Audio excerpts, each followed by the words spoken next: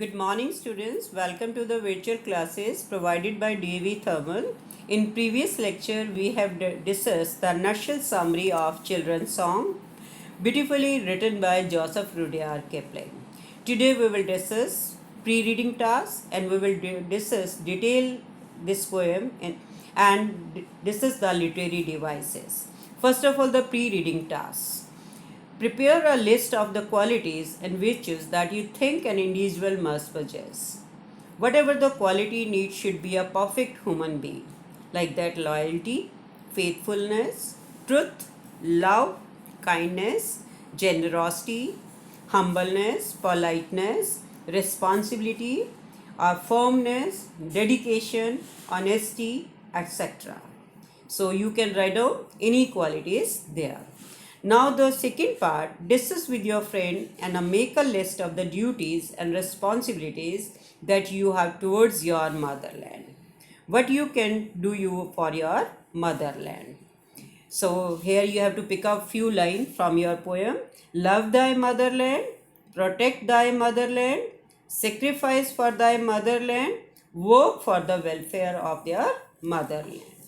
Now we'll discuss in detail this poem. As you know, the children's song is a patriotic poem in which the children take an oath to serve the motherland with all sincerity of heart. They pray to God Almighty to help them to make their contribution in building and leaving behind unpolluted legacy. They wish to strengthen their nation by firmly standing by truth. They aim at growing up to be disciplined and upright human being capable of making supreme sacrifice for their motherland. They request him to make them fearless so that they may be answerable to him alone and not to be bothered by the praise or criticism of the people around. With their inner strength, they wish to provide comfort to those in misery rather than crush the weaker one. Having the warmth of love for one and all they wish to have a forgiving nature. So, enjoying the innocent joy of life, they wish to take no pleasure in ill will. In the end of the song, once again, they confirm the intention of serving the motherland with all heart and soul. I hope all of you clear this poem.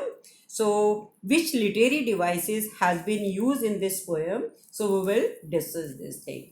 First is the literary device is alliteration. What do you mean by alliteration? Alliteration is the repetition of usually consonant sounds in a sequence of words only when the recurrent sounds occurs in a conspicuous position at the beginning of a word or a stressed syllable within a word. Example, I'm telling you few example where the words are repeated. Head, heart, hands, through the ears to be. Here is the H sounds occur repeatedly. Second example is by fear or favor of the crowd. Here is the F sound is repeatedly. The third example, that we with thy may walk uncon. Here is the W sound occur repeatedly. Second is the rhyme. Rhyme refers to the similarity or the sameness of the last vowel sound in a word with all speech sound falling like that say, day, measure, pleasure, rough, puff, etc. So the letter preceding the vowel must however be dissimilar in sound. Night, sight are two rhymes, whereas night and night or sight and sight are not. So thy and be, place and race, all and call, is and heritage, all are rhyming words. So what is the last part is the rhyming scheme. What is the rhyme scheme of this poem? The poem being a song, as the title suggests, is very musical. So it has a set rhyming scheme A, B, B. I hope all of you clear this poem. So you have to try to solve this extract of this poem tomorrow. We will discuss that.